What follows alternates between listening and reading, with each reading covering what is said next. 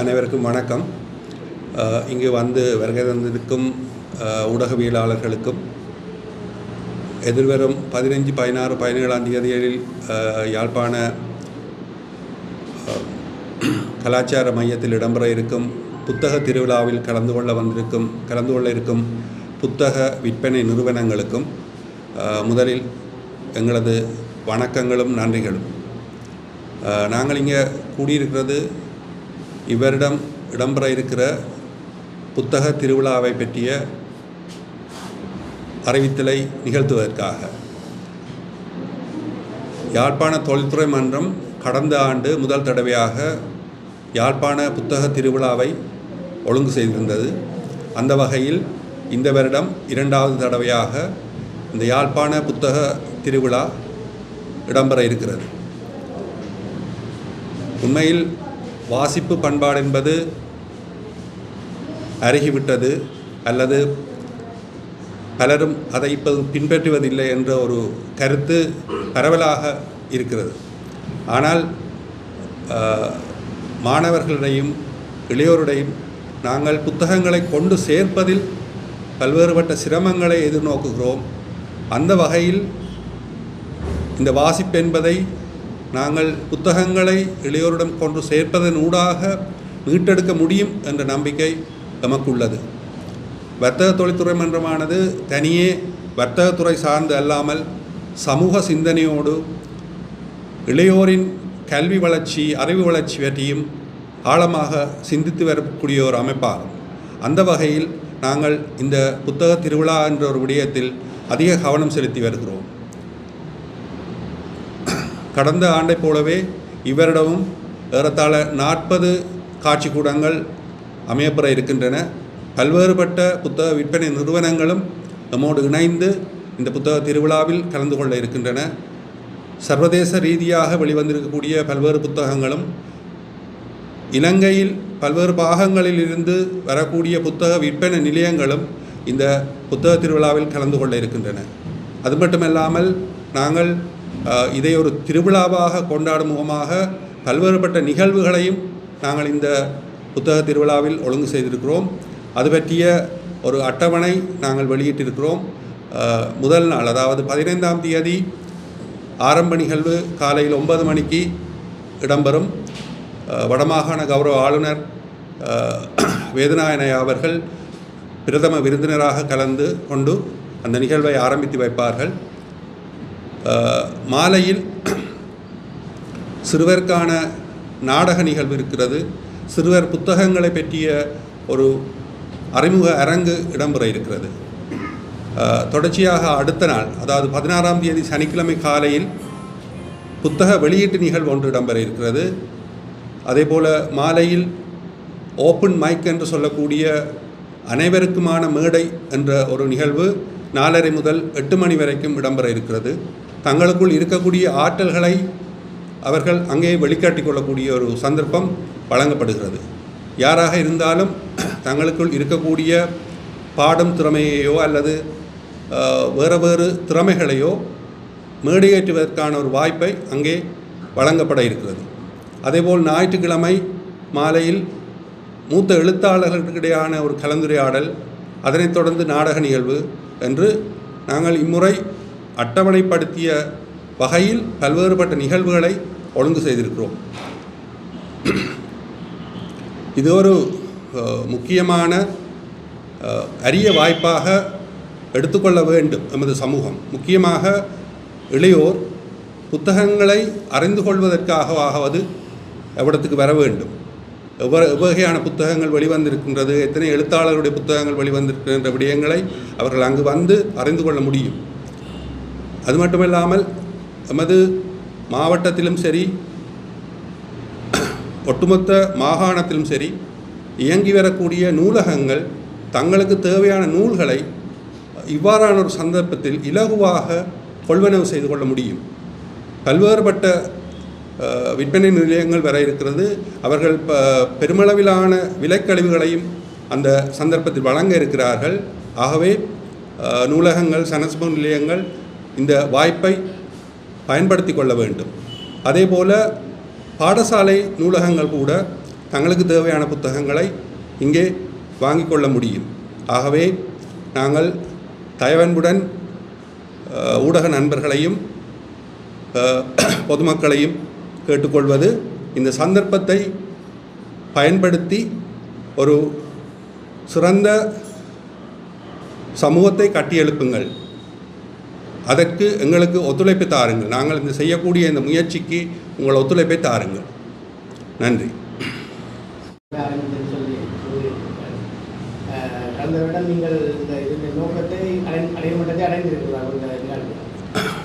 நிச்சயமாக கடந்த வருடம் நாங்கள் முதல் முறையாக அந்த கண்காட்சியை ஒழுங்குபடுத்தி இருந்தோம். அந்த வகையில் ஏறத்தாழ 36 காட்சிக்கூடங்கள் அமைக்கப்பட்டிருந்தன. உண்மையில் நாங்கள் எதிர்பார்த்ததுக்கு மேலாக 2 மடங்கு அளவிலான பார்வையாளர்கள், புத்தக ஆர்வலர்கள் கலந்து கொண்டு புத்தக கொள்வனவில் ஈடுபட்டிருந்தார்கள். அதற்கான சாட்சியாக நீங்கள் இங்கே இருக்கக்கூடிய புத்தக விற்பனையாளர்களை கூட நீங்கள் அவர்களோடு கூட நீங்கள் பேசி பார்த்து கொள்ளலாம்.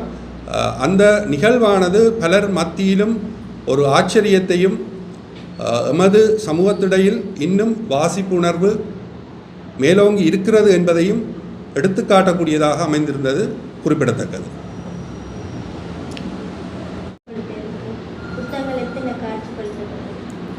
புத்தகங்கள் எண்ணிக்கை நாங்கள் வரையறுத்து சொல்ல முடியாது. குறைந்தது 20க்கு குறையாத விற்பனை நிலையங்கள் நிறுவனங்கள் பங்கு பெற்றிருக்கின்றன. அப்போ 20க்கு குறையாத விற்பனை நிறுவனங்கள் என்கின்ற போது அவர்களிடம் பல்வேறுபட்ட புத்தகங்கள் இருக்கக்கூடிய ஒரு வாய்ப்பு இருக்கிறது. அதிலே தனிய தமிழ் மொழி புத்தகங்கள் என்று மட்டுமல்லாமல், அல்லது இலங்கையில் வெளிவந்த புத்தகங்கள் என்று மட்டுமல்லாமல், இந்தியாவில் வெளிவந்த ஆங்கில புத்தகங்கள், வேறு வேறு மொழி புத்தகங்கள், வேறு நாடுகளில் வெளிவந்த புத்தகங்கள் கூட அங்கே காட்சிப்படுத்தப்பட இருக்கின்றன. இங்கே இருக்கக்கூடிய விற்பனையாளர்களோடு கூட நீங்கள் அவர்களுடைய கருத்துக்களை கூட நீங்கள் கேட்டறிந்து கொள்ளலாம். மேலதிகமான உங்களுடைய கேள்விகள் ஏதாவது இருந்தால் கூட நீங்கள் எங்களிடம் கேட்டு அறிந்து கொள்ளக்கூடியதாக இருக்கும். உண்மையில் எங்களுடைய சியாமனுடைய கருத்து புத்தக கண்காட்சி தொடர்பான விடயங்களை கலந்துரையாடி இருந்தார் உங்களோடு.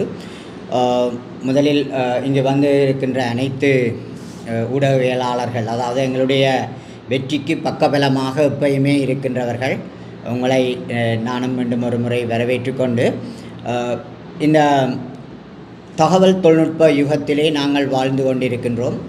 இந்த தகவல் தொழில்நுட்ப யுகத்திலே அறிவு சார்ந்த பொருளாதாரத்தை அடிப்படையாக கொண்டு தான் இன்று இந்த உலகம் இயங்கிக் கொண்டிருக்கின்றது. இந்த அறிவு சார்ந்த பொருளாதாரத்தை முதன்மைப்படுத்தக்கூடிய வகையிலே எங்களுடைய யாழ்ப்பாண வர்த்தக தொழில்துறை மன்றத்தினுடைய செயல்பாடுகளும் அமைய வேண்டும் என்பதில் எங்களுக்கு மாற்று கருத்திற்கு இடமில்லை. அந்த வகையில் அதோடு தொடர்புடைய அனைத்து விடயங்களையும் நாங்கள் முன்னெடுத்து வருகின்றோம். அந்த வகையிலே எங்களால் முன்னெடுக்கப்படுகின்ற சர்வதேச புத்தக கண்காட்சி என்பதும் அதில் ஒரு முக்கியமான விடயமாகும்.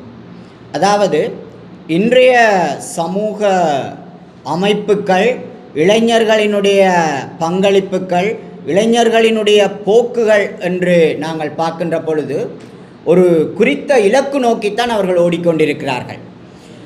நாங்கள் வாழ்ந்த காலங்களில் எங்களுடைய நோக்கங்கள், எங்களுடைய சிந்தனைகள் ஒரு பரந்துபட்ட வகையிலே இருந்தது. ஆனால் இன்றைய இளைஞர்களுடைய நோக்கு ஒரு குறித்த ஒரு இலக்கு நோக்கிய ஒரு ஓட்டமாகத்தான் இருக்கின்றது.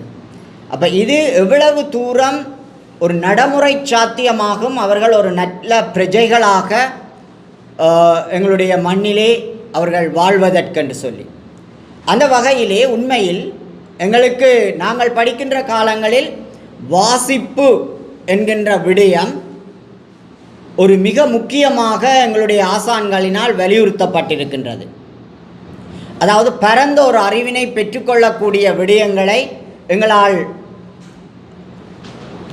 செயல்படுத்தக்கூடிய வகையில் இருந்தது. ஆனால் இன்றைய சமூகம் முழுமையாக ஒரு இலத்திரனியல் ஊடகங்களை, இலத்திரனியல் சாதனங்களை மாத்திரம் அடிப்படையாக கொண்டு தங்களுடைய இலக்குகளை நோக்கி ஓடுகின்ற காரணத்தினால் எங்களுடைய இனத்தினுடைய சமூக கலாச்சார விழுமியங்கள், எவ்வளவு தூரம் பதிவேற்றப்பட்டிருந்தாலும் இலத்திரனியல் சாதனங்களில் அவற்றினை எவ்வளவு தூரம் எங்களுடைய இளம் சமூகத்தினர் அதை பயன்படுத்தி கொள்கிறார்கள் அல்ல அறிய முற்படுகிறார்கள் என்கின்ற ஒரு கேள்வி இருக்கின்றது.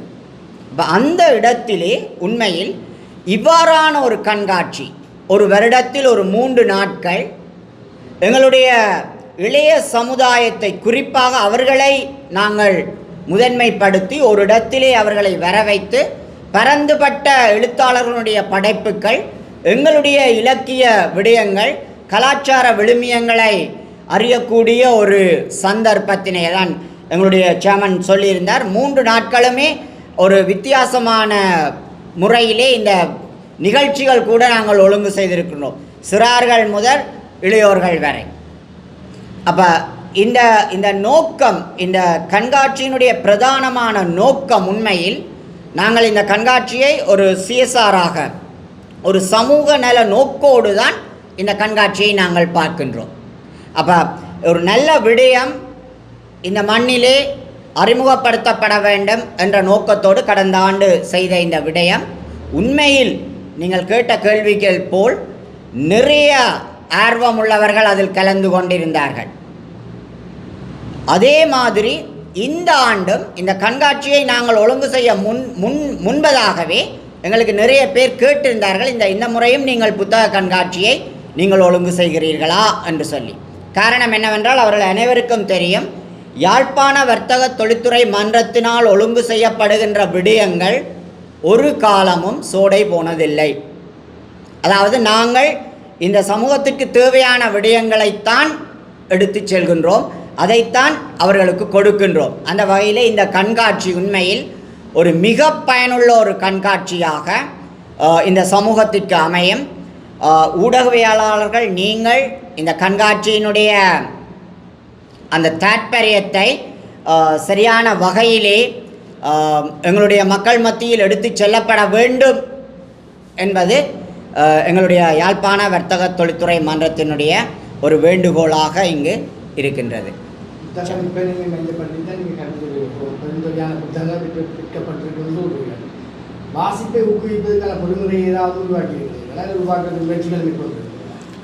உண்மையில் ஒரு வர்த்தக தொழில்துறை மன்றமாக நாங்கள் வியாபார நிறுவனங்களோடு இருக்கக்கூடிய எங்களது தொடர்பை வைத்து கொண்டு இவ்வாறான ஒரு செயற்பாட்டை நாங்கள் முன்னெடுக்கிறோம்.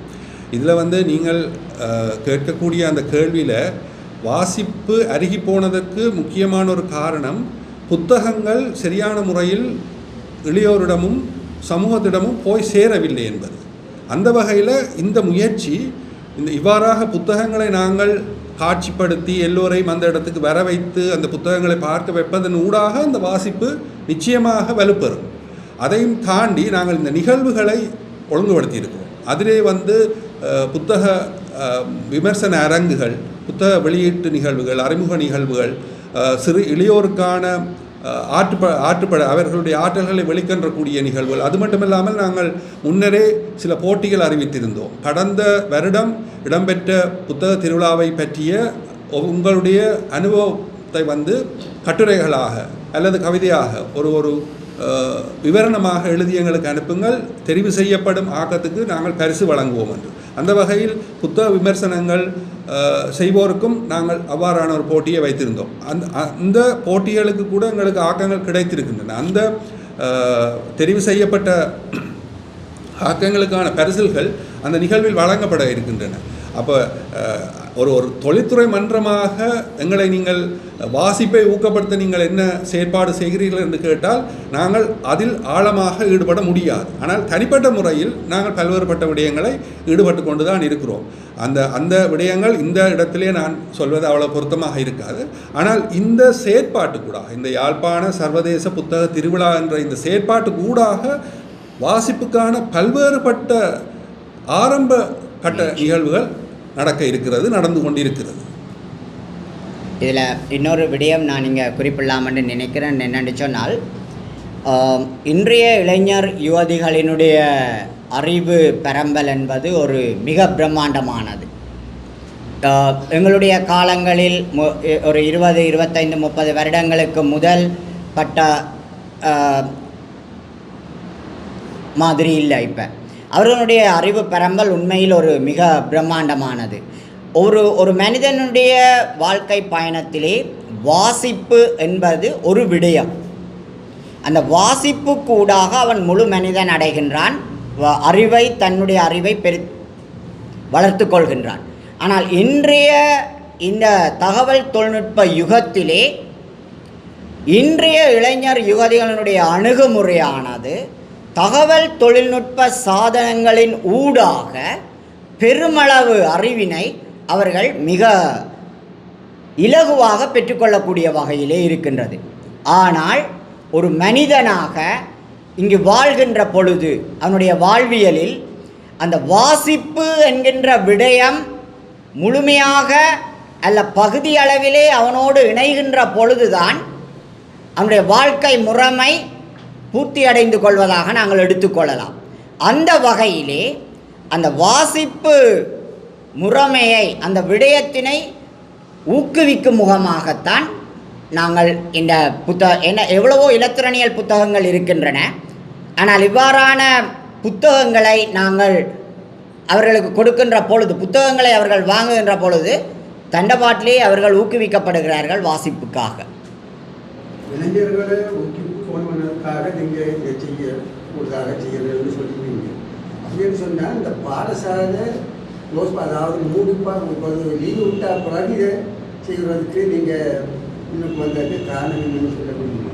கிராமத்தில் உள்ள பிள்ளைகள், கிராமங்களில் இருக்கிற பிள்ளைகள் தரக்கூடிய ஒரு வாய்ப்பு இருக்குமென்னா அது பாடசாலை இருக்கிறதால் அந்த ஆசிரியர்கள் கூட்டிக் கொண்டு வந்து இதில் காட்டக்கூடிய ஒரு சந்தர்ப்பம் வந்து ஏற்பட்டிருக்கு. அதை நீங்கள் தவிர்த்து லீவான காலத்தில் இதை வைக்கிறதுக்காக என்ன காரணத்தை உங்களால் கூற முடியும்? உண்மையிலே ஐயா, நீங்கள் கடந்த ஆண்டும் கலந்து கொண்டிருந்த நீங்கள் கடந்த ஆண்டு பாடசாலை நடைபெற்ற காலத்தில் தான் அந்த கண்காட்சி இடம்பெற்றிருந்தது. ஆனால் உங்களுக்கே தெரியும் எத்தனை பாடசாலை மாணவர்கள் வந்திருந்தார்கள் என்று. பாடசாலை சீருடையில் நீங்கள் சொல்கிறது பாடசாலை சீருடை, பாடசாலையில் இருந்து வரக்கூடிய ஐயா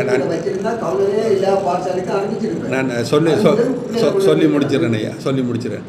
கடந்த ஆண்டு நாங்கள் ஆளுநர் கூடாக வடமாகாண கல்வி திணைக்கள அதிகாரிகளுக்கு, வடமாகாண கல்வி அமைச்சின் செயலாளருக்கு கடிதம் அனுப்பி அவர்கள் கூடாக நாங்கள் வேண்டுகோள் விடுத்திருந்தோம். பாடசாலைகளுக்கு நீங்கள் தயவு செய்து அனுப்பி அந்த பாடசாலை ஆசிரியர்கள், மாணவர்கள், நூலகர்கள் இந்த கண்காட்சியை பயன்படுத்தி கொள்ள வழி செய்யுங்கள் என்று சொல்லி. ஆனால் அதனுடைய பலன் நீங்கள் பார்த்தீர்கள். அதே போல் இந்த முறையும் நாங்கள் தனிப்பட அதாவது கிட்டத்தட்ட 2 மாதங்களுக்கு முன்னுமே வடமாகாண கல்வி செயலாளர் திணைக்கள அதிகாரிகளுக்கு கடிதங்கள் அனுப்பிவிட்டோம். தனியே கல்வி திணைக்களம் மட்டுமல்ல, இந்து கலாச்சார அமைச்சு, பண்பாட்டு அலுவல்கள் அமைச்சு அனைவருக்குமே அனுப்பியிருக்கிறோம். உள்ளூராட்சி அமைச்சு, ஏனென்றால் நூலகங்கள் உள்ளூராட்சி அமைச்சுக்கு கீழே வருது. அப்போ அந்த அமைச்சுக்கு 2 மாதங்களுக்கு முன்னுக்கே நாங்கள் இப்படி ஒரு விடயத்தை நடத்த இருக்கிறோம் என்று அறிவித்து விட்டோம்.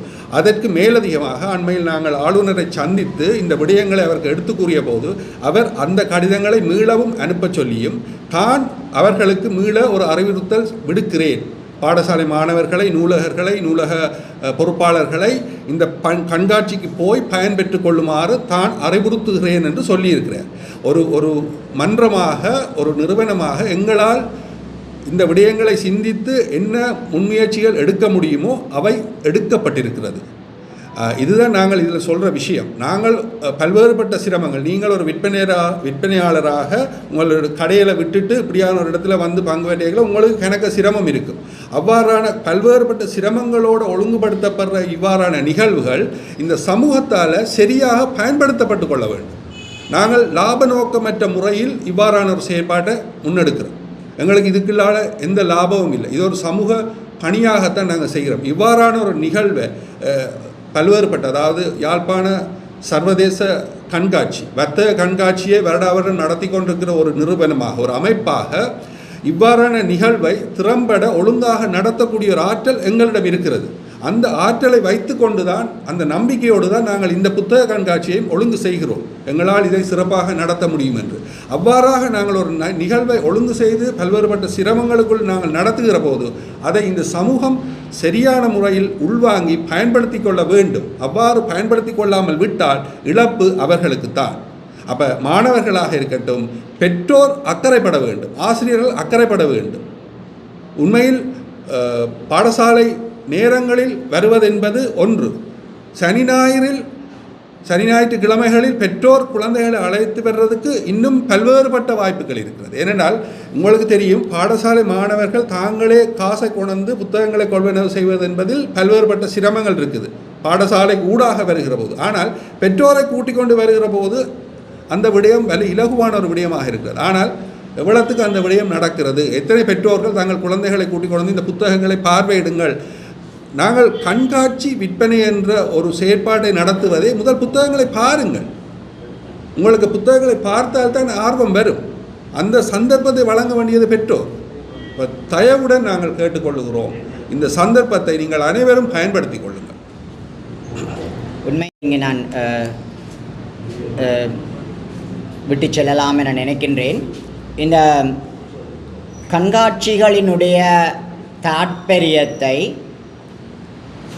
ஒவ்வொருவரும் விளங்கிக் கொள்கின்ற பொழுது அந்த கண்காட்சிகள் வெற்றியடைகின்றன.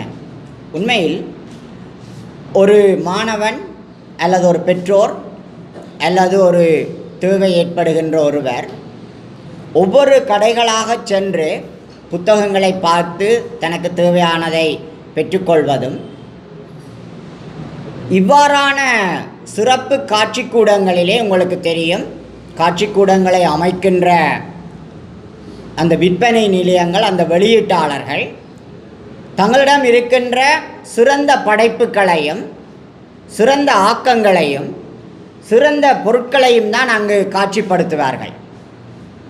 அது மட்டுமல்லாது அந்த கண்காட்சி கண்டு சில விசேட விலக்கழிவுகளையும் அங்கு கொடுப்பார்கள்.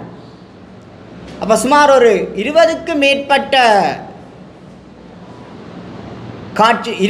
மேற்பட்ட விற்பனை நிலையங்கள் வெளியீட்டாளர்களை ஒரு 40 காட்சிக்கூடங்களுக்கு உள்ளடக்கி நாங்கள் ஒரே இடத்தில் அந்த தேவை உள்ளவர்களுடைய விடயங்களை நாங்கள் பூர்த்தி செய்ய முயற்சிக்கின்றோம்.